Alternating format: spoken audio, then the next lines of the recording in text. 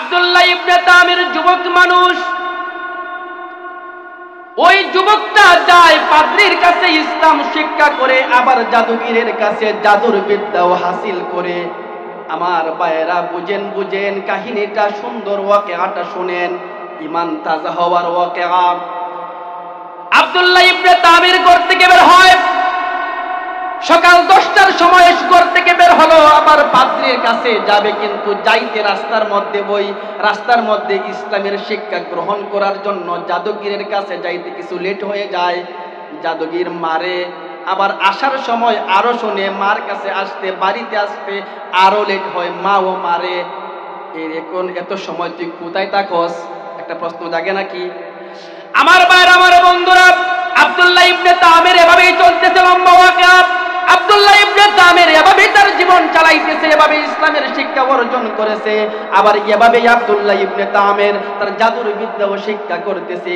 আমার বন্ধুরা গো, শোনো শোনো, আব্দুল্লাহ ইবনে তামির এক পর্যায়ে রাস্তা দিয়ে হাঁটতেছে, আর দেখে রাস্তার মধ্যে একটা হিংস্র প্রাণী, সিংহ হইতে পারে, বাঘও হইতে পারে, হিংস্র প্রাণী রাস্তার মধ্যে দাঁড়ায় আছে। এখন যদি আপনাদের ওই রাস্তার চৌরাস্তার মধ্যে, এই রাস্তার মধ্যে যদি একটা বাঘ দাঁড়ায় থাকে, কেউ কি যাবেন? আবার এই বাঘে খাইব, এই দিকে যাওয়া যাবে না। সমস্ত মানুষ একদিকে একত্রিত হয়েছে, এখানে যাওয়া যাবে না। আমার ভাইরা, আমার বন্ধুরা, আব্দুল্লাহ ইবনে তামির ওই যুবক মানুষ, ওই বালক মানুষ হাতের মধ্যে একটা কঙ্কর নিলেন, হাতের মধ্যে কঙ্কর নিয়া একটা কঙ্করের টুকরা নিয়া দাঁড়ায় গেলেন। আর তখন ডাক দিয়ে বলে, এরে রাব্বুল আলামিন, মালিক আল্লাহ, তোমার ধর্ম শিক্ষা গ্রহণ করেছি, আমি দেখতে চাই, পরীক্ষা করতে চাই তোমার ধর্মটা সঠিক কি সঠিক না। সুবহানাল্লাহ বলেন, তোমার ধর্মটা সঠিক কিনা আমি পরীক্ষা করব। আমি আবার জাদুর বিদ্যাও জানি, জাদুর বিদ্যার ব্যাপারেও আমি পরীক্ষা করব, কোনটা সঠিক পরীক্ষা হবে। ইসলাম সঠিক না জাদুবিদ্যা সঠিক পরীক্ষা হবে। আমি তো দুইও জ্ঞানী, এই জন্য পরীক্ষা হয়ে যাক, কোনটা সঠিক পরীক্ষা হয়ে যাক। আব্দুল্লাহ ইবনে তামির বালক মানুষ তখন পরীক্ষা করার জন্য আব্দুল্লাহ ওই কঙ্করটা নিয়ে ওই প্রাণীকে, হিংস্র প্রাণীকে আঘাত করবে। আর মনে মনে চিন্তা করছে, যদি মারা যায়, যেই ধর্ম পড়িয়া আমি নিক্ষেপ করবো, এটা যদি মারা যায়, বুঝবো এটাই সঠিক। সুবহানাল্লাহ বলেন। আব্দুল্লাহ ইবনে তামির ওই কঙ্করটা যখন মারলেন, আল্লাহর নাম নিয়ে যখন কঙ্করটা মারলেন, কঙ্করটা মারতে দেরি হইছে, ওই হিংস্র প্রাণীটা মরতে একটা মুহূর্ত লেট হয় নাই। ওয়ানাহনু আলা যালিকা লামিনাশ শাহিদিন ওয়াশ-শাকিরিন ওয়াজ-যাকিরিন ওয়ালহামদুলিল্লাহি রাব্বিল আলামিন।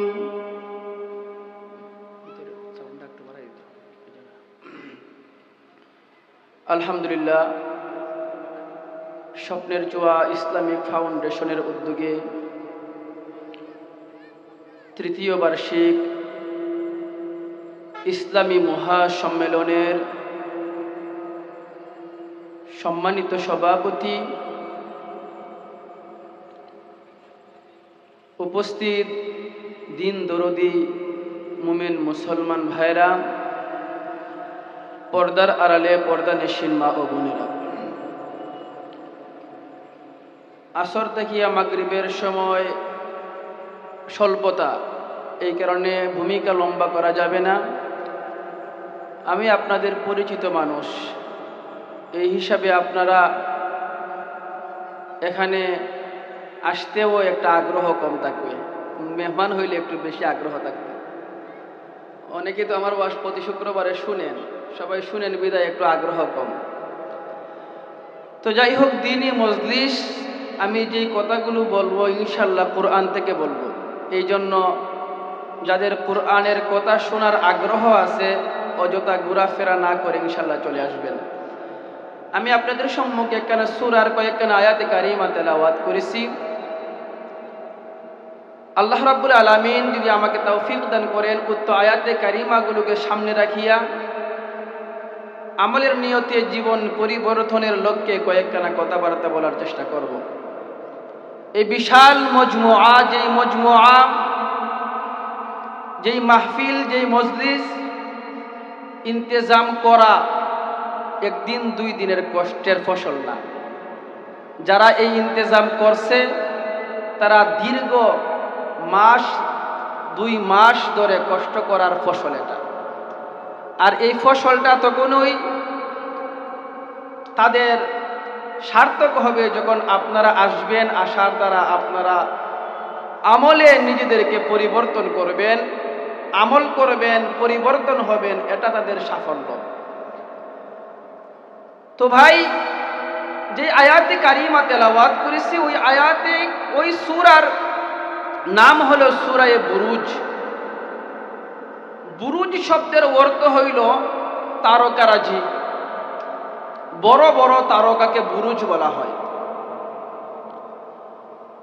সূরা বুরুজ সংক্ষিপ্ত আকারে 5 মিনিটের সূরা বুরুজ সম্পর্কে আমরা একটা ধারণা নিয়ে নেই। সূরা বুরুজ নাজিল হওয়ার কারণ কি? সূরা বুরুজের শানে নুজুল বা শানে বুরুদ কি? সূরা বুরুজ মূলত নাজিল হওয়ার কারণ ছিল নির্যাতিত মুমিন মুসলমানদেরকে সান্ত্বনা দেওয়া। সুবহানাল্লাহ বলেন। দুনিয়ার শুরু থেকে শেষ পর্যন্ত একদল মানুষ তারা নির্যাতিত, বিশেষ করে সব সময় দুনিয়ার হাইসিয়ত অনুযায়ী মুসলমানরা তাকে নির্যাতিত। এই সূরা বুরুজ নাজিল হওয়ার মূল কারণ হইল এই নির্যাতিত মানুষকে সান্ত্বনা দেওয়া।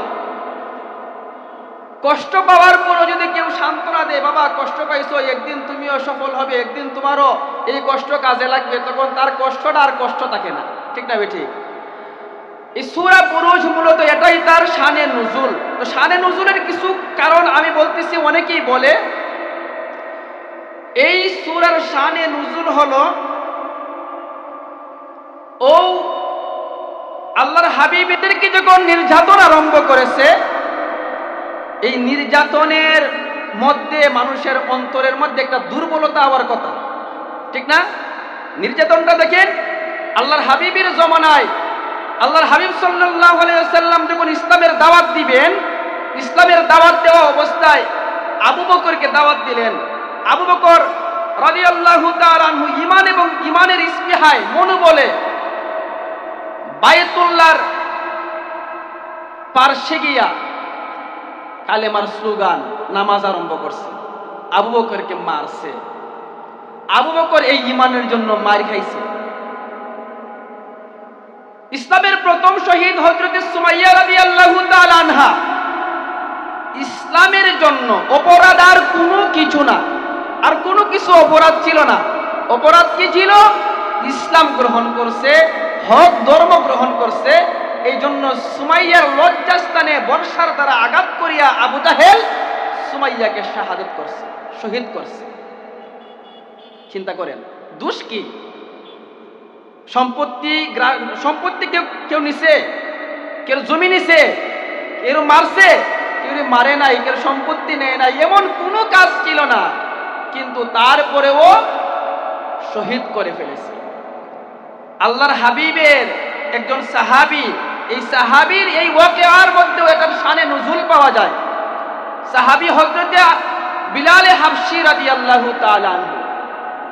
বিলাল রাদিয়াল্লাহু তাআলা আনহু ইসলাম গ্রহণ করছে। বিলাল রাদিয়াল্লাহু তাআলা আনহু একমাত্র দোষ হইল ইসলাম গ্রহণ করা। এই ইসলামটা গ্রহণ করার কারণে বিলালের উপর নির্যাতন। নাউজুবিল্লাহ বলেন। দোষ কি? ইসলাম গ্রহণ করছে, ভালো করছে না মন্দ করছে? কেউরে মারছে, কেউ তো আঘাত করে নাই, কিন্তু বিলালের উপর নির্যাতন।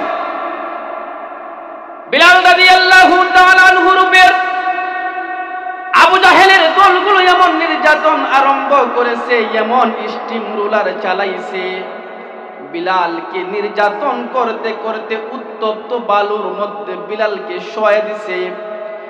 বিলালকে উত্তপ্ত বালুর মধ্যে শোয়ানোর উপরে বিলালকে বিবস্ত্র করিয়া বিলালের উপর গরম রশি দিয়া গরম একটা রড দিয়া বিলালের উপর সেক দেয়।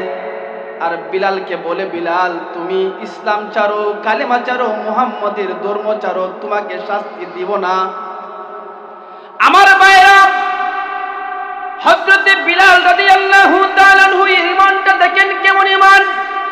হযরতে বিলাল তখন ডাক দিয়ে বলে, আবু জাহেল, ঈমানের জন্য, ইসলামের জন্য আমি বিলাল আমার জীবন ত্যাগ করতে পারি, আমার জীবন বিলিয়ে দিতে পারি।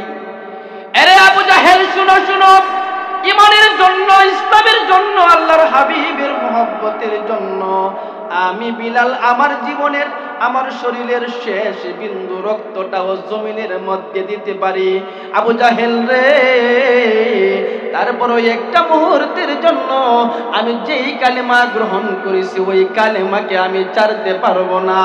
বিলাল রাদিয়াল্লাহু তাআলা আনহুর উপর স্টিমরুলার এমন নির্যাতন আরম্ভ করেছে। আমার ভাইয়েরা, আমার বন্ধুরা, স্পষ্ট করিয়া শুনেন বিলালের উপর নির্যাতনটা কেমন ছিল রে ভাই। বিলালের উপর নির্যাতন করে, বিলালের জিহ্বার মধ্যে আঘাত করে, শরীরের মধ্যে আঘাত করে আর বিলালকে বারবার বলতেছে, রে বিলাল, চার ইসলাম ধর্ম ছেড়ে দে, তোর উপর নির্যাতন করব না, আঘাত করব না। বিলাল তখনও বলে আহাদ আহাদ আহাদ আহাদের স্লোগান দেয়। আমার বন্ধুরা রে শুনেন, বিলালের ঈমানটা কেমন ঈমান ছিল। বিলালকে নির্যাতন করে, বিলালকে যখন স্টিমরোলার নির্যাতন শুরু করছে, বিলাল তখন বলে আহাদ আহাদ। বিলালকে নির্যাতন করে আর বিলাল বলে আল্লাহ এক, আল্লাহ এক। আবু জাহেল বলে, বিলাল রে, তোকে এত নির্যাতন করি, তোর কি কষ্ট লাগে না? এরে বিলাল, তোর উপর এত আঘাত করতেছি, তুই কি কষ্ট পাস না? বিলাল তখন ডাক দিয়ে বলে, এরে আবু জাহেল শোন, আমি ইতিপূর্বে রে আবু জাহেল আল্লাহর তাসবিহ পড়তাম, আল্লাহরে ডাকতাম। আবু জাহেল রে, তখন আমি এত বেশি পাই নাই মজা। এখন এই জর্জরিত শরীর নিয়া, এত কষ্টেও বেদনা নিয়া আমি যখন আহাদ আহাদ বলি রে আবু জাহেল, এই আহাদের মধ্যে আমি বিলাল যেই মজা পাই, এই মজা ইতিপূর্বে কোনো সময় পাই নাই।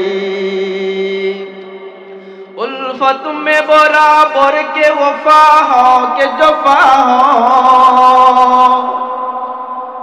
उल्फत में बराबर के वफा हो के जफा हो, हर चीज में लज्जत है अगर दिल में मजा हो, हर चीज में लज्जत है अगर दिल में मजा हो। मैं तालिब मौला हूँ मेरे इश्क़ निराला, मैं तालिब मौला हूँ मेरे इश्क़ निराला, है जुमला जहाँ जिनकी तजल्ली से उजाला, है जिनके तजल्ली से दुनिया हो उजाला। मैं दूर हूँ मजबूर हूँ तू सैयद आलम, मैं दूर हूँ मजबूर हूँ तू सैयद आलम, दीदार देखा दे नहीं आवाज सुना दो, दीदार देखा दे नहीं आवाज सुना दो। এই বিলাল রাদিয়াল্লাহু তাআলা আনহুকে নির্যাতন করে এত শাস্তি দেয়, কিন্তু বিলালের মজা লাগে, বিলালের কাছে আরো ভালো লাগে। এই ভালো লাগা কিসের ভালো লাগা? আমার ভাই, অন্তরের মধ্যে যখন কারো প্রেম পয়দা হয়ে যায়, কষ্ট যতই দেখ, ওই প্রেমিক তখন প্রেমিককে আর বলতে পারে না, প্রেমিকাকে বলা যায় না। দেখেন না, আপনারা ইতিহাস খুঁজেন না, লাইলা মজনুর ইতিহাস খুঁজেন না। লাইলার জন্য মজনু নিজে রক্ত দিয়ে দেয়। মজনু বলে কি লাগবে? কলেজা লাগবে, কলেজা দিয়ে দিব। আর কি লাগবে? নিজের জীবন লাগবে, লাইলার জন্য জীবন দিয়ে দিব। লাইলাকে তো আমি ভালোবাসি, মোহব্বত করি, সব দিতে পারবো লাইলার জন্য, সব ত্যাগ করতে পারবো, তারপরও লাইলাকে চাই। বিলাল বলে, আবু জাহেল, আল্লাহকে ভালোবাসেছি, আল্লাহর প্রেমে পড়েছি, নবীর মোহব্বতে পড়েছি। এই আবু জাহেল শোন শোন, এই নবীর জন্য, আল্লাহর জন্য নিজের জীবন দিতে পারবো, রক্ত দিতে পারবো, সব কিছু ত্যাগ করতে পারবো, সন্তান ছাড়তে পারবো, বাবা মা ছাড়তে পারবো, সম্পত্তি ত্যাগ করতে পারবো, কিন্তু একটা মুহূর্তের জন্য আল্লাহকে ছাড়তে পারবো না। প্রেমটা যখন হয়ে যায় আল্লাহর সঙ্গে, এমন প্রেমটা যখন আল্লাহর সঙ্গে এমন হয়ে যায়, কোনো কষ্ট তার কাছে কষ্ট থাকে না। বিষয়টা বুঝছেন? এই জন্য প্রেমিক হতে হবে। প্রেমিক হন, মজা পাবেন। নামাজ পড়তে মজা, তসবিহ পড়তে মজা, জিকির করতে মজা। আমার ভাইরা, আমার বন্ধুরা, তাফসীরের কিতাবের মধ্যে উল্লেখ করা হয়, সূরা বুরুজ যখন নাযিল করেছে, ওই সূরা বুরুজের মধ্যে ওই নির্যাতিত বিলালের মতন যেই সমস্ত সাহাবায়ে কেরাম আছে, ওই নির্যাতিত সাহাবায়ে কেরামদেরকে সান্ত্বনা দিতেছে। সান্ত্বনা, এই সান্ত্বনাটা ওই সমস্ত সাহাবীদের জন্য সীমাবদ্ধ না। আজও মুমিন মুসলমানরা নির্যাতিত, আজও মুমিন মুসলমানরা ধাপে ধাপে নির্যাতনের শিকার হইতেছে। আমার বন্ধুরে, মন ঘাবড়ায়ো না, আমার বন্ধু মন ক্ষুণ্ণ হয় না। ওই সমস্ত সাহাবায়ে কেরামদেরকে যেমনই ভাবে আল্লাহ রাব্বুল আলামিন সূরা বুরুজের নাজিলের দ্বারা আল্লাহ রাব্বুল আলামিন সান্ত্বনা দিয়েছে, আজকে ওই সমস্ত মুমিনদের জন্য এটাই সান্ত্বনা। মুমিনরা গো, দুনিয়ার 60 থেকে 70 বছরের জীবন ব্যয় করবা, নিজে তোমার জীবনটাকে দুনিয়ার জন্য ছেড়ে দিবা। আরে মুমিন মুসলমান, ওই দুনিয়ার জন্য, ইসলামের জন্য তুমি জেল খাটবা, ইসলামের জন্য তোমার গলার মধ্যে ফাঁসির রশি দিবা, ইসলামের জন্য জেল জুলুমের শিকার হবে। এরে মুমিন মুসলমান, শুনো, তোমার মতন মুমিনের জন্যই আল্লাহর পক্ষ থেকে বেহেশতের সুসংবাদ। শানে নুজুল। আমার ভাইরা, এই জন্য এই সূরা বুরুজ হইল মুমিনদের জন্য সান্ত্বনা।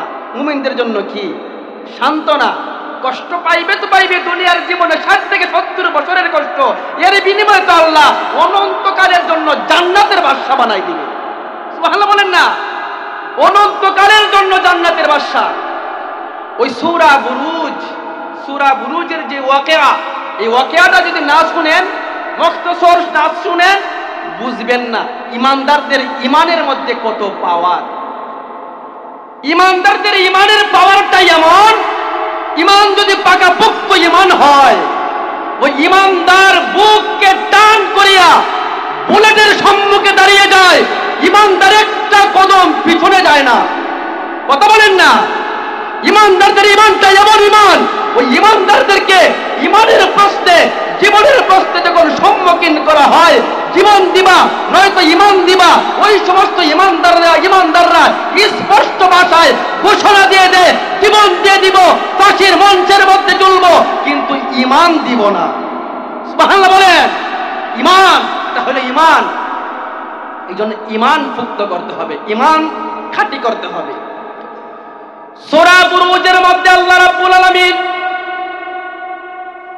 ওই ইউসুফ বিন নুওয়াজের একটা বাদশার কাহিনী উল্লেখ করিয়া আল্লাহ রাব্বুল আলামিন মুসলমানদেরকে সান্ত্বনা দিতেছে। ওয়াকিয়াটা শুনেন। আল্লাহ রাব্বুল আলামিন বলেন, ওয়াসসামা ইযাতিল বুরুজ। ব্যাখ্যার দিকে যাওয়া যাবে না। আল্লাহ বলেন, আমি বুরুজ বিশিষ্ট আকাশের শপথ খেয়ে বলতেছি, ওয়াল ইয়াউমিল মাউউদ, এবং আমি কিয়ামত দিনের শপথ খেয়ে বলতেছি, ওয়া শাহিদি ওয়া মাশহুদ, শুক্রবার দিন এবং আরাফার দিনের আমি শপথ খাইতেছি। ব্যাখ্যা করা যাবে না। কুতিলা আসহাবুল উখদুদ, আল্লাহ বলেন কুতিলা আসহাবুল উখদুদ, আসহাবে উখদুদ যারা, তারা অভিশপ্ত হয়েছে, তারা অভিশাপ পাইছে, বদদুয়া পাইছে। নাউজুবিল্লাহ বলেন। কুতিলা আসহাবুল উখদুদ আন্নারি যাতিল ওয়াকুদ। কুতিলা আসহাবুল উখদুদ কারা কারা? আন্নারি যাতিল ওয়াকুদ, যারা যারা আগুন জ্বালিয়েছিল, যারা গর্তের মধ্যে আগুন জ্বালিয়েছিল, তারা হলো আসহাবে উখদুদ। আমার ভাইরা, আমার বন্ধুরা, ওয়াকিয়াটা শুনেন। আল্লাহর হাবিব সাল্লাল্লাহু আলাইহি সাল্লামের জন্মের 70 বছর আগের কাহিনী। আমার বন্ধুরা, ইতিহাসটা শুনেন, ইমানটা তাজা হবে। কিচ্ছা কাহিনী বলতেছি না, কুরআনের তাফসীর বলতেছি। তাফসীর ইবনে কাসিরের মধ্যে উল্লেখ করা হয়, আল্লাহর হাবিব সাল্লাল্লাহু আলাইহি ওয়াসাল্লামের জন্মের 70 বছর আগে একটা বাদশা ছিল। বাদশার নাম ছিল বাদশা ইউসুফ বিন নুওয়াজ। নাম কি? ইউসুফ বিন নুওয়াজ। ওই বাদশার আমলে, ওই বাদশার রাজ্যের মধ্যে একটা জাদুগর ছিল। জাদুর পরামর্শের দ্বারা বাদশা তার রাজ্য চালাইতো। জাদুর পরামর্শের দ্বারা বাদশা তার রাজ্য চালাইতো। ওই জাদুগির যখন বুড়া হয়ে গেছে, জাদুগির যখন বুড়া হয়ে গেছে, তখন ওই জাদুগির বলে বাদশাকে, বাদশা আমি তো মারা যাব, আমি মারা যাওয়ার আগে আমার একজন যোগ্য উত্তরসূরি যাকে আমি আমার জাদুবিদ্যা শিক্ষা দিব, এমন একজন মানুষ দরকার, যুবক দরকার যাকে আমি এটা শিক্ষা দিব। তাহলে তো আমি মরে যাওয়ার পরে জাদুবিদ্যা এখানেই শেষ, ঠিক না? আমি মরে যাওয়ার পরে এখানে জাদুবিদ্যা শেষ। তো বাদশা তীক্ষ্ণ বুদ্ধি সম্পন্ন কম বয়সের একটা যুবককে দিলেন। তীক্ষ্ণ বুদ্ধি সম্পন্ন কেন? যাতে বললেই এই জিনিসটা আক্স করতে পারে, মুখস্থ করতে পারে, বুঝে। হ্যাঁ, এমন একটা বালক দিছে। এই বালকের নাম হইল আব্দুল্লাহ ইবনে তামের। তাফসীরের কিতাবের মধ্যে উল্লেখ করা হয় এই বালকের নাম কি? আব্দুল্লাহ ইবনে তামের। আব্দুল্লাহ ইবনে তামের যায় ওই জাদুগরের কাছে জাদুবিদ্যা শিক্ষার জন্য। মার কাছ থেকে বের হয় সকাল 10টায়, জাদুগরের কাছে জাদুবিদ্যা শিক্ষা করিয়া বিকাল 3টার দিকে আবার চলে আসে। এভাবে যাইতে যাইতে দেখে রাস্তার মধ্যে একজন পাদ্রী ইসলামের শিক্ষা দেয়। আলহামদুলিল্লাহ বলেন। কোনায় কোনায় মাদ্রাসা করছে, কোনায় কোনায় মসজিদ আছে। এই মসজিদ মাদ্রাসাগুলো তো জান্নাতের দিকে ডাকে, ঠিক না বেঠিক? এই মসজিদগুলো তো জান্নাতের রাস্তা আমাকে আপনাকে সহজ করিয়া দেয়। ওই পাদ্রী ইসলামের শিক্ষা দেয়। ওই যুবক আব্দুল্লাহ ইবনে তামের দেখতেছে এখানে বৈশা, দেখে ভালোই লাগে, কথাবার্তা ভালোই বলে, কাউরে গালমন্দ করে না, কাউরে কি করে না, গালাগালি করে না। আব্দুল্লাহ ইবনে তামের যুবক মানুষ। ওই যুবকটা যায় পাদ্রীর কাছে ইসলাম শিক্ষা করে, আবার জাদুগিরের কাছে জাদুর বিদ্যাও হাসিল করে। আমার ভাইয়েরা বুঝেন, বুঝেন কাহিনীটা, সুন্দর ওয়াকিআটা শুনেন, ঈমান তাজা হওয়ার ওয়াকিআ। আব্দুল্লাহ ইবনে তামির ঘর থেকে বের হয় সকাল 10টার সময়, ঘর থেকে বের হলো, আবার পাদ্রীর কাছে যাবে, কিন্তু যাইতে রাস্তার মধ্যে, ওই রাস্তার মধ্যে ইসলামের শিক্ষা গ্রহণ করার জন্য জাদুগিরের কাছে যাইতে কিছু লেট হয়ে যায়। জাদুগির মারে, আবার আসার সময় আরো শুনে, মার কাছে আসতে, বাড়িতে আসতে আরো লেট হয়, মাও মারে। এখন এত সময় তুই কোথায় থাকস? একটা প্রশ্ন জাগে নাকি? আমার ভাইরা, আমার বন্ধুরা, আব্দুল্লাহ ইবনে তামের এভাবেই চলতেছে লম্বা ওয়াকিআ। আব্দুল্লাহ ইবনে তামের এভাবেই তার জীবন চালাইতেছে, এভাবে ইসলামের শিক্ষা অর্জন করেছে। আবার এভাবেই আব্দুল্লাহ ইবনে তামের তার জাদুর বিদ্যাও শিক্ষা করতেছে। আমার বন্ধুরা গো, শোনো শোনো, আব্দুল্লাহ ইবনে তামের এক পর্যায়ে রাস্তা দিয়ে হাঁটতেছে, আর দেখে রাস্তার মধ্যে একটা হিংস্র প্রাণী, সিংহ হইতে পারে, বাঘ হইতে পারে, হিংস্র প্রাণী, হিংস্র প্রাণী রাস্তার মধ্যে দাঁড়ায় আছে। এখন যদি আপনাদের ওই রাস্তার চৌরাস্তার মধ্যে, এই রাস্তার মধ্যে যদি একটা বাঘ দাঁড়ায় থাকে, কেউ কি যাবেন? আবার এই বাঘে খাইব, এই দিকে যাওয়া যাবে না। সমস্ত মানুষ একদিকে একত্রিত হয়েছে, এখানে যাওয়া যাবে না। আমার ভাইরা, আমার বন্ধুরা, আব্দুল্লাহ ইবনে তামের ওই যুবক মানুষ, ওই বালক মানুষ হাতের মধ্যে একটা কঙ্কর নিলেন, হাতের মধ্যে কঙ্কর নিয়া একটা কঙ্করের টুকরা নিয়া দাঁড়ায় গেলেন। আর তখন ডাক দিয়ে বলে, এরে রাব্বুল আলামিন মালিক আল্লাহ, তোমার ধর্ম শিক্ষা গ্রহণ করেছি, আমি দেখতে চাই, পরীক্ষা করতে চাই তোমার ধর্মটা সঠিক কি সঠিক না। সুবহানাল্লাহ বলেন। তোমার ধর্মটা সঠিক কিনা আমি পরীক্ষা করব। আমি আবার জাদুর বিদ্যাও জানি, জাদুর বিদ্যার ব্যাপারেও আমি পরীক্ষা করব, কোনটা সঠিক পরীক্ষা হবে। ইসলাম সঠিক না জাদুবিদ্যা সঠিক পরীক্ষা হবে। আমি তো দুইও জ্ঞানী, এই জন্য পরীক্ষা হয়ে যাক, কোনটা সঠিক পরীক্ষা হয়ে যাক। আব্দুল্লাহ ইবনে তামের বালক মানুষ তখন পরীক্ষা করার জন্য আব্দুল্লাহ ওই কঙ্করটা নিয়ে ওই প্রাণীকে, হিংস্র প্রাণীকে আঘাত করবে। আর মনে মনে চিন্তা করছে, যদি মারা যায়, যেই ধর্ম পড়িয়া আমি নিক্ষেপ করবো, এটা যদি মারা যায়, বুঝবো এটাই সঠিক। সুবহানাল্লাহ বলেন। আব্দুল্লাহ ইবনে তামির ওই কঙ্করটা যখন মারলেন, আল্লাহর নাম নিয়ে যখন কঙ্করটা মারলেন, কঙ্করটা মারতে দেরি হইছে, ওই হিংস্র প্রাণীটা মরতে একটা মুহূর্ত লেট হয় নাই। বুঝাইছে ইসলাম সঠিক, বুঝাইছে কি ইসলাম সঠিক। এখানে রাস্তার মধ্যে তো অনেক মানুষ দলা হয়ে গেছে, এটা দেখতেছে। এখন দলা হইয়া তারা বলে, কি এমন শক্তি রে এই যুবকের মধ্যে, একটা ছোট্ট কঙ্কর কি যেন পড়ছে আর মারছে, প্রাণী মারা গেছে। একটা বাঘ রেখে ছোট্ট কঙ্কর দ্বারা মারা সম্ভব? কথা বলেন না, সম্ভব তো না। কিন্তু এমন কি জিনিস পড়লো পড়ার দ্বারা ওই কাম সারা। ওই সমস্ত মুমিন মুসলমান, ওই সমস্ত বেদুইন গুলো যখন এইটা দেখলো, আব্দুল্লাহ ইবনে তামিরকে ডাক দিয়ে বলে, আব্দুল্লাহ রে, যাও না রে আব্দুল্লাহ, যাও না, আমাদেরকে মূল রহস্যটা ফাঁস না করা পর্যন্ত যাও না, মূল বেদটা কি আমরা জানতে চাই। আরে আব্দুল্লাহ, তুমি এমন কি পড়লি যেই পড়াটার দ্বারা, যেই জিনিসটা উচ্চারণ করার দ্বারা ছোট্ট কঙ্করের আঘাতের দ্বারা এত বড় হিংস্র প্রাণীটা মারা গেল। আব্দুল্লাহ রে, আমাদেরকে বলো তুমি এমন কি জিনিস জানো। আব্দুল্লাহ ইবনে তামির তখন ডাক দিয়ে বলে, এরে ভাইরা শুনো শুনো, আমি আল্লাহর নাম নিয়া, আল্লাহর কালাম পড়িয়া আমি যখন আঘাত করলাম, তোমরা জানো নি গো, আমি ওই আল্লাহর কালাম নিয়ে আঘাত করার পর আমি কঙ্করটা মারতে দেরি হইছে, ওই হিংস্র প্রাণীটা মরতে একটা মুহূর্ত লেট হয় নাই। ওই সমস্ত মানুষগুলো, উপস্থিত মানুষগুলো আব্দুল্লাহ ইবনে তামিরের এই কথা শোনার পরে আল্লাহ রাব্বুল আলামিনের উপরে ঈমান আনিয়া তারা মুসলমান হয়ে গেছে, তারা মুসলমান হয়ে যায়। চতুর্দিকে অনেক সংবাদ ছড়ায় গেছে, ভাইরাল সংবাদ আব্দুল্লাহ ইবনে তামিরের ব্যাপারে। তোমরা কারা গো? দেখো না, আব্দুল্লাহ ইবনে তামির এমন যেন কি জানে, সে এটা পড়ে যার জন্য যে ফু দেয়, যার জন্য যেই বিষয়ে দোয়া করে এটাই হয়ে যায়। সুবহানাল্লাহ বলেন। কের চৌকের পাওয়ার নাই, চোখ বন্ধ, দোয়া করে চৌকের দৃষ্টি শক্তি আল্লাহ ফিরায় দেয়। কেউ আতুরুল উলা পঙ্গ, তার জন্য দোয়া করে আল্লাহ তাকে সুস্থ বানায় দেয়। কেউ বিকলাঙ্গ, তার জন্য দোয়া করে আল্লাহ রাব্বুল আলামিন তার ওই দোয়াটাও কবুল করে। চতুর্দিকে সংবাদটা ছড়ায় গেল, ভাইরাল সংবাদ। আমার বন্ধুরা শুনো, আব্দুল্লাহ ইবনে তামিরের কাছে চতুর্দিক থেকে অনেক মানুষ আয়ে, আব্দুল্লাহ এমন কি জানো রে আব্দুল্লাহ, তুমি যেই জিনিস বলিয়া, তুমি যেই এটা দোয়া করো এটাই হয়ে যায়, এটা কি এমন জিনিস শিক্ষা গ্রহণ করেছো, চোখ ভালো হয়ে যায়, বিকলাঙ্গ সুস্থ হয়ে যায়। আব্দুল্লাহ ইবনে তামির বলে, জানো না তোমরা আমি কোন জিনিসটা পড়ি, এটা অন্য কোনো কিছু না, আমি আসমানের মালিকের উপর ঈমান এনেছি। আসমানের মালিকের উপর ঈমান আনিয়া আসমানের মালিকের নাম নিয়ে আমি যেই দোয়া করি এটাই হয়ে যায়। সুবহানাল্লাহ বলেন। সমস্ত মানুষ এই জিনিসটা দেখার পরে, আব্দুল্লাহ ইবনে তামিরের ওই ওকার পরে অনেক মানুষ যাকে যাকে ইসলাম ধর্ম গ্রহণ করা আরম্ভ করছে। এই সংবাদটা চড়াইতে চড়াইতে বাদশাহ রাজ্য পর্যন্ত পৌঁছে গেল, ইউসুফ বিন নওয়াজের রাজ্য পর্যন্ত পৌঁছে গেল। ইউসুফ বিন নওয়াজের রাজ্যের মধ্যে একজন এমন অন্ধ মন্ত্রী আছে যে চোখে দেখে না।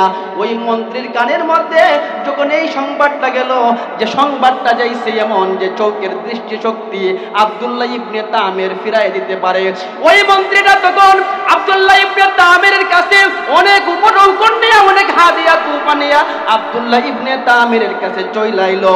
আব্দুল্লাহ রে, এমন কি জানো রে আব্দুল্লাহ, তুমি যেইটা বলিয়া যা দোয়া করো এটাই হয়ে যায়।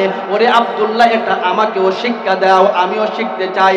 আব্দুল্লাহ ইবনে তামির তখন ডাক দিয়ে বলে, না না না, আমার কোনো শক্তি নাই, আমি এমন কোনো কিছু করার মতন ক্ষমতা আমার নাই। জানো নি গো মন্ত্রী, আমি আল্লাহর উপর ঈমান এনেছি, ওই আল্লাহ যদি চায় তোমাকে সুস্থ করতে পারবে, আমি পারবো না। মন্ত্রীকে তখন বলতেছে, আমি তোমার জন্য দোয়া করতে পারি, তুমি যদি ওয়াদা করো যে তোমার চক্ষু ভালো হইলে তুমিও ঈমান আনবে, মুসলমান হয়ে যাবে। মন্ত্রী বলে, আব্দুল্লাহ, যদি তোমার মওলা আমার চোখের দৃষ্টি শক্তি ফিরাই দিতে পারে, আমি ঈমান আনতে আমার কোনো আপত্তি নাই। আব্দুল্লাহ ইবনে তামির তাহার জন্য আল্লাহর কাছে দোয়া করলেন। রব্বুল আলামিনের কাছে দোয়া করার পরে আল্লাহ রাব্বুল আলামিন তার চোখের দৃষ্টিটা ফিরাই দিল। ওই মন্ত্রী এখন আগে সুস্থ মানুষের মতন চোখে দেখে। আমার ভাইরা শুনো, আব্দুল্লাহ ইবনে তামিরের কাছ থেকে যাওয়ার পরে ওই মন্ত্রী যখন রাজপ্রাসাদের মধ্যে গেল, ইউসুফ বিন নওয়াজের দরবারে গেল। ইউসুফ বিন নওয়াজ দেখে মন্ত্রীর অবস্থার পরিবর্তন, এখন সে চলাফেরা করে সুস্থ মানুষের মতন, চোখের দৃষ্টি শক্তি আছে এমন মানুষের মতো। মন্ত্রী রে, ইতিপূর্বে না তুমি অন্ধ ছিলে, এখন তুমি চোখের দৃষ্টি শক্তি কিভাবে পাইলে, কি হইল? মন্ত্রী তখন ডাক দিয়ে বলে, ওকে বাদশাহ জানোনি আমার প্রভু আমার আল্লাহ আমার সৃষ্টিকর্তা আমার চৌকের দৃষ্টি শক্তি ফিরাই দিছে। ইউসুফ বিন নুওয়াজ সে একজন প্রভু দাবি করে, সে নিজে খোদা দাবি করে। ইউসুফ বিন নুওয়াজ বাদশাহ তখন হাসি মারছে আর বলে ঠিকই বলছো, আমি তোমার দৃষ্টি ফিরাই দিছি। মন্ত্রী ডাক দিয়ে বলে ইউসুফ না রে না, তুমি আমার চৌকের দৃষ্টি ফিরাই দেও নাই, তুমি আমার প্রভু না, তুমি আমার খোদা না। আমার খোদা যিনি, তোমার খোদা যিনি, তোমাকে সৃষ্টি করেছে যিনি, আমাকে সৃষ্টি করেছে তিনি। আরে বাদশাহ না না না, তুমি আমার মালিক হইতে পারো না, তুমি আমার খোদা হইতে পারো না, আমার খোদা হইল আসমানের মালিক আল্লাহ। ইউসুফ বিন নুওয়াজ বলে এর মন্ত্রী এই গোপন কথা তুমি কিভাবে পাইলে, এই কথা তোমাকে কে শিক্ষা দিয়েছে? মন্ত্রীর উপর স্টিমরুলার চলে গেছে, আরম্ভ হইছে নির্যাতন। মন্ত্রী তখন বাধ্য হইয়া বাদশাকে ডাক দিয়ে বলে বাদশাহ এই সংবাদ দিয়েছে আমাকে যুবক মানুষ আব্দুল্লাহ ইবনে তামির। আনো আব্দুল্লাহ ইবনে তামির কেন? আব্দুল্লাহ ইবনে তামির কেন হলো? আরে অবস্থার মধ্যে মন্ত্রীকে ডাক দিয়ে বলতেছে আরে মন্ত্রী তুমি যদি ইসলাম না চারো, আমাকে খোদা না মানো, তোমাকে হত্যা করা হবে। মন্ত্রী বলে বাদশা গো না গো বাদশা না, জীবন ত্যাগ করতে পারি, সব ছাড়তে পারি, জীবনের শেষ বিন্দু রক্ত পর্যন্ত ইমানের জন্য লড়তে পারি, কিন্তু আমি ইমান হারাইতে পারবো না। সঙ্গে সঙ্গে বাদশা তাকে দ্বিখণ্ডিত করে ফেলেছে করাতের দ্বারা। ওই মন্ত্রীকে দ্বিখণ্ডিত করে দিয়েছে। আমার বন্ধুরা শোনো শোনো, ইসলামের জন্য, ইসলামের মধ্যে যদি অটল এবং অবিচল থাকেন বন্ধুগো, সহজ না, অনেক সময় তোমার উপর নির্যাতন করা হবে। ইসলামের মধ্যে যদি থাকেন তোমার উপর অনেক সময় জুলুম নিপীড়নটা এমন হবে, জেলের মধ্যে দেওয়া হবে, তোমার ইমানের পোস্তে তোমাকে মৃত্যুদণ্ড দেওয়া হবে। কিন্তু রে বন্ধু, তুমি যদি ওই মৃত্যুকে ভয় না পাইয়া আল্লাহর উপর ইমানের মধ্যে থাকতে পারো, আল্লাহ রাব্বুল আলামিন তোমার জন্য সুসংবাদ দেয় এর মুমিন বান্দা, তোমার জন্য আমি আল্লাহ বেহেশত নির্মাণ করেছি। আব্দুল্লাহ ইবনে তামির কেন হলো? আব্দুল্লাহ ইবনে তামিরকে ডাক দিয়ে বলতেছে আব্দুল্লাহ রে, তোমাকে এই জ্ঞানকে শিক্ষা দিয়েছে, এই জ্ঞান তুমি এখনই ছাড়ো, ইসলাম ছাড়ো, আমাকে খোদা মানো। আব্দুল্লাহ ইবনে তামির বালক মানুষ ডাক দিয়ে বলে বাদশাহ না রে বাদশাহ না, আমি ইসলাম ছাড়তে পারবো না, আল্লাহকে ছাড়তে পারবো না। বাদশাহ তখন ডাক দিয়ে বলে আরে আব্দুল্লাহ তুমি যদি ইসলাম না ছাড়ো তাহলে তোমাকে হত্যা করা হবে, নির্মম ভাবে হত্যা করা হবে। আর বলো রে বলো, তোমাকে এই জ্ঞানকে শিক্ষা দিয়েছে। অনেক নির্যাতন যখন আরম্ভ হয়ে গেছে, আব্দুল্লাহ ইবনে তামির যুবক মানুষ তখন ডাক দিয়ে বলে রে বাদশাহ এই কালেমার দাওয়াত, এই ইসলামের দাওয়াত আমাকে অমুক রাহিব অমুক পাদ্রী দিয়েছে, আনো ওই পাদ্রীকে আনো। পাদ্রীকে আনার পরে পাদ্রীকে ডাক দিয়ে বলে পাদ্রী তুমি আমাকে খোদা মানো, আসমানের মালিক আল্লাহকে জানো। পাদ্রী বলে বাদশা রে না রে বাদশা না, আল্লাহকে ছাড়তে পারবো না, প্রয়োজনে রে বাদশা নিজের জীবনকে আমি দিয়ে দিব, আমি মরে যাব, শহীদ হয়ে যাব, গলার মধ্যে ফাঁসির রশি ঝুলবো, আগুনের মধ্যে জাপ দিব, তারপর ইসলাম ছাড়তে পারবো না। বাদশা সত্য সত্য ওই রাহিবকে, ওই পাদ্রীকে আগুনের মধ্যে, জ্বলন্ত আঙ্গারের মধ্যে ওই পাদ্রীকে নিক্ষেপ করে দিয়েছে। মুহূর্তের মধ্যে ওই পাদ্রীটা শাহাদাত বরণ করছে, মারা গেছে। আমার বাইরারে শুনো, ওই আব্দুল্লাহ ইবনে তামিরকে তখন বাদশা ডাক দিয়ে বলতেছে আব্দুল্লাহ তুমি যদি ইসলাম না ছাড়ো তোমাকে ও পাদ্রীর মতন এভাবেই মারা হবে। নাউজুবিল্লাহ বলেন। তুমি যদি না শোনো তোমাকে এভাবেই মারা হবে। আব্দুল্লাহ ইবনে তামির বলে বাদশা গো তুমি কি জানো রে বাদশা, ওই আসমানের মালিক আল্লাহর উপরে ঈমান আনার পরে আমি যে মরণের ভয় এটা আমার ভিতর থেকে চলে গেছে, আমি মরণকে আর ভয় পাই না। আরে বাদশা শোনো শোনো, আমি যে মরবো আজকে না হোক কালকে, আমি অবশ্যই মরবো রে বাদশা। কিন্তু বাদশা জানোনি ইমানের মধ্যে যদি মরতে পারি রে বাদশা, দুনিয়ার 60 থেকে 70 বছরের জীবন যাবে, আল্লাহ বিনিময়ে আমাকে জান্নাত দিয়ে দিবে। আব্দুল্লাহ ইবনে তামিরকে বাদশা ডাক দিয়ে বলতেছে, আব্দুল্লাহ তোমাকে এমন ভাবে মারা যাবে না, তোমাকে অনেক কঠিন শাস্তি দেওয়া হবে। অনেক সৈন্যবাহিনীকে আনা হলো, আব্দুল্লাহ ইবনে তামিরকে সৈন্যবাহিনীর হাতের মধ্যে তুলে দেওয়া হলো। বাহিনীদেরকে ঘোষণা দেওয়া হলো, আরে বাহিনীরা পাহাড়ের উপরের চূড়ার থেকে আব্দুল্লাহ ইবনে তামিরকে ধাক্কা মারিয়া নিচে ফালায় দিবে, মারা যাবে, কষ্টের মরণ হবে। এভাবেই মারার জন্য অনেক সৈন্যবাহিনী দিয়ে আব্দুল্লাহ ইবনে তামিরকে পাহাড়ের মধ্যে পাঠানো হলো। যেন নাকি রে ভাই ওই ইমানদাররা ইমানের মধ্যে যদি তাকে কোনো মানুষ ক্ষতি করতে পারে না। হায়াতের মালিককে, মরণের মালিককে, শান্তি দেওয়ার মালিককে, সব কিছু যদি দেওয়ার মালিক হয় আল্লাহ, দুনিয়ার কোন মানুষকে ভয় করব কেন? দুনিয়াকে ভয় করব কেন? আমার ভাইরা, আমার বন্ধুরা, আব্দুল্লাহ ইবনে তামিরকে পাহাড়ের মধ্যে নেওয়ার পরে সৈন্যবাহিনী যারা আব্দুল্লাহ ইবনে তামিরকে মারার জন্য গিয়েছিল সবাই মারা গেছে। আব্দুল্লাহ ইবনে তামির হাইটা হাইটা আবার রাজ্যের মধ্যে চলে আইলো, বাদশার কাছে চলে আসলো। আব্দুল্লাহ রে, তুমি যে চলে আইলে, তোমাকে পাঠাইছিলাম মারার জন্য, তুমি মরলে না, আমার সৈন্যবাহিনী কোথায়? তখন আব্দুল্লাহ ইবনে তারা সবাই মারা গেছে, আল্লাহ আমারে ফিরায় আনছে। সুবহানাল্লাহ বলেন। বিপদে যদি আল্লাহ না ফেলে তাহলে দুনিয়ার কোন মানুষ ফেলতে পারে না। বাদশা বলেন, আমি নৈরাশ হব না। বাদশা তখন আব্দুল্লাহ ইবনে তামিরকে মারার জন্য আব্দুল্লাহ ইবনে তামিরকে জাহাজের মধ্যে করিয়া সাগরের মধ্যখানে নিয়ে গেল, অনেক সৈন্য দিয়ে পাঠাইলো। জাহাজের মধ্যে তাকিয়ে আব্দুল্লাহকে সাগরের মধ্যে নিক্ষেপ করা হবে। কিন্তু রে আমার ভাইয়েরা, আব্দুল্লাহ ইবনে তামির আবার হাইটা হাইটা বাদশার কাছে চলে আইলো, মরে নাই, মরে নাই। বাদশা ডাক দিয়া বলে, আব্দুল্লাহ তুমি যে এখনো চলে আইলা, আমার ওই সমস্ত সৈন্যরা কোথায়? আব্দুল্লাহ ইবনে তামির বলে, বাদশা গো, তারা সবাই মারা গেছে, আমি মরি নাই, আল্লাহ আমারে বাঁচায় রাখছে। আব্দুল্লাহ ইবনে তামির তখন বাদশাকে বলে, আরে বাদশা, পারবে না, পারবে না, আমাকে তুমি কোনো কৌশল করিয়া আমাকে মারতে পারবে না। এদিকে আব্দুল্লাহ ইবনে তামিরের এই ওয়াকিয়া দেখিয়া অনেক মানুষ, হাজার হাজার মানুষ ইসলাম গ্রহণ করিয়া মুসলমান হয়ে যাইতেছে, মুসলমানের সংখ্যা বাড়তেছে।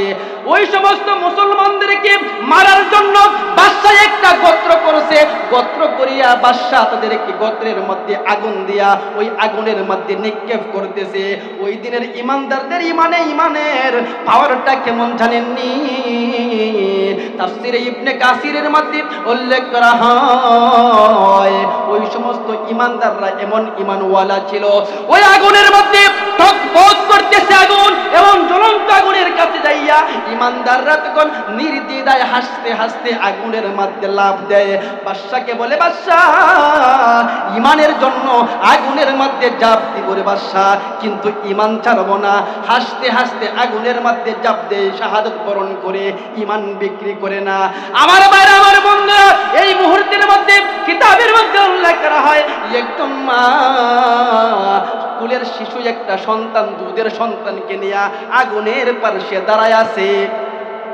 আগুনের পাশে মা তার সন্তানকে নিয়ে দাঁড়ায় আছে আর চিন্তা করতেছে।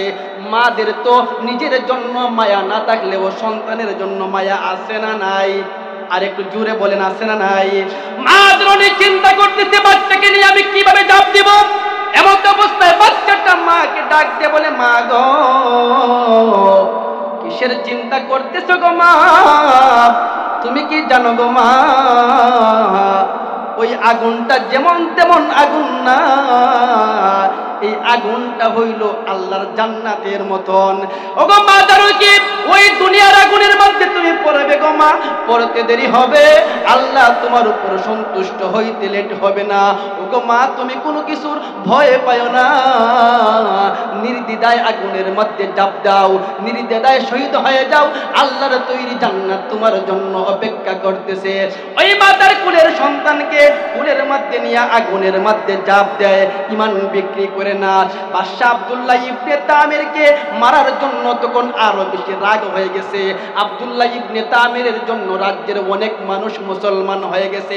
আমার ভাই আমার বন্ধুরা শোনো শোনো, আব্দুল্লাহ ইবনে তামির তখন ডাক দিয়ে বলে, এ বাদশা পারবে না পারবে না, আমাকে এভাবে তুমি মারতে পারবে না, যত কৌশল করো সব কৌশল ব্যর্থ হবে। আমি একটা পন্থা বলি, ওই পন্থা তুমি যদি মানো আমাকে মারতে পারবে।